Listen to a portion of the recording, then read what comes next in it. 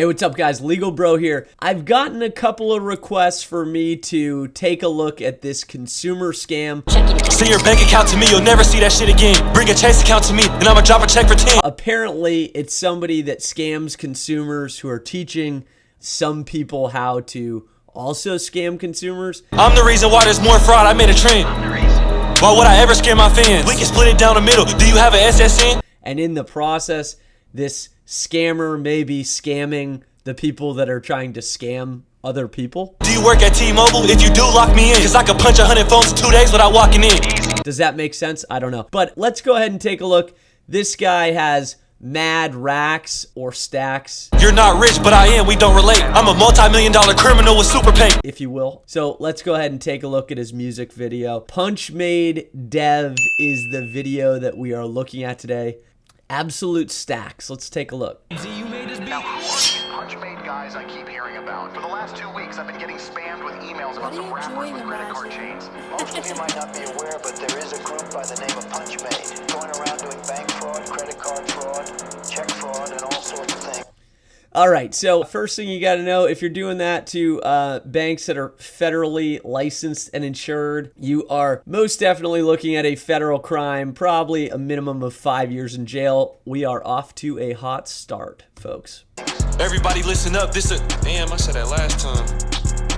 Listen up, I'm finna show y'all how to hit a bank. Just pay attention, this a quick way to jug in any state. First, you wanna get a bank log from a trusted site. Do your research because the information must be right. You gotta be on point, don't be sitting around trying to get high. Hit a big play, don't get booked for a petty ass crime.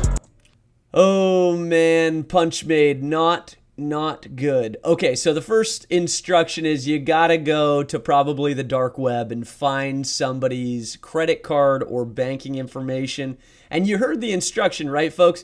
Don't get jammed up with a petty crime. Why? Because if you're gonna commit the crime, you better make it worthwhile, which, oh, by the way, the more you steal, the more jail time you're looking at. You're losing me here, Punch Made, but I'm gonna continue on. Do they got Verizon or they work for Sprint? You gotta know that if you wanna hit this lick, you gotta call up to the company and SIM swap that bitch so you can get the phone calls and text message that they get. Do people still have SIM cards? You need that so you can log in with the code. But before you do that, make sure that you don't do this wrong. Now let me find out that your dumbass tried to log in through the phone. You gotta change the location into their home. This seems like a lot of work to commit a crime that is most likely something you're gonna get caught on. Like, this guy should put his talents to good use. For that, you're gonna need an RDP server. It should come with their IP, you gotta plug it in the server. This might be a little hard, but it's hard being a worker. The bank will get their money back, so ain't nobody hurt. Gotta love that. Punch Made. This is a victimless crime. Who cares? We're robbing the bank. But I think the consumer is probably the one getting screwed. Like, you hear all the stories about people getting money taken from their debit card and then they challenge it with their bank, who then goes to the merchant that scammed them, right? Think about like the long haul moving companies, those brokerage scumbags, right? And you put the deposit down and then you realize the company isn't real, so you call your card and the card company says, sorry, yeah, we talked to that company, that merchant, and they showed us a contract you signed, so we're going to keep that money and we aren't going to authorize the chargeback. Yeah, I think the consumer is the one losing out here, maybe not even the bank. You just got in the account. Don't be getting too excited when you see the first amount, cause there's a certain way you gotta wire all the money out. Don't be fucking up the player, you gon' sit there down and out. Now you need a runner you can wire all the money to. Make sure you break them off a good amount. They gon' Oh man, these instructions kill me, because this person, right, this runner, is going to be the fall guy, who's probably going to be the guy that turns Punch Made in, right? Like, who would sit there and say, you know what, I'm going to be the runner for this grand elaborate scheme and put my neck on the line and be the only person that shows their face to pick up this money? Like, holy smokes, this runner better be making some loot, folks. money too. You might need him for another play, let him run in for you. Some banks be asking hella questions, so it's hard to do. Okay, you SIM swap, got a runner in a bank. Now it's time for you to wipe down all the money that they made. Go and send the wire out, send it straight to the runner's bank. If you did everything right, then it's gonna be a piece of cake. Now that the wire went through, listen up. The money's basically yours if you don't somehow fuck it up. I can't forget my first play, I was somewhere turning up. Make sure you hit it while you can, because the ham's gonna burn it up. Have the runner go inside, tell him withdraw all the pay. If it's a big play, have somebody wait outside the bank, cause they might try to run off, but we don't play about our pay. Imagine doing all that work and someone ran off with your play. All right, so interesting instructions there, right? You have this person who wires this money. You've got to wash it. You've got to extract the money, right? So you put it into this person's account, this runner's account.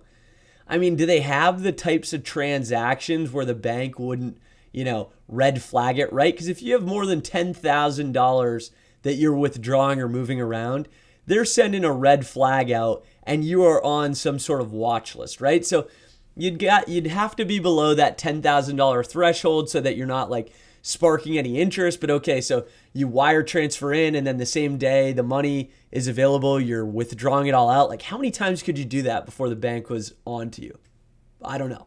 But then the interesting part is even at the end, the poor sap, the runner, that poor guy, the friend from high school you haven't talked to in 5 years, you're like, hey, why don't you set up this bank account and do this illegal scheme with me and we'll go ahead and get you $100. That poor guy, they got to have a guy waiting outside so that poor sap doesn't run off with all the money that you just stole. This plan sounds terrible. But the unfortunate part is this Punchmade dev character is apparently teaching others to do this theft, but actually in reality, he's just scamming them out of money. That's what some people seem to be complaining about, but it would be like calling the cops because you did something illegal and then got scammed while doing something illegal. Like it's this catch-22. But if you know of any other consumer scams out there, let me know. I mean, ultimately, Punchmade Dev, like not a bad rap video. Maybe that's his calling. I don't know. I'm not a fortune teller, but if he keeps it up, he's probably going to go where we know he's headed. That's a wrap. LegalBro out.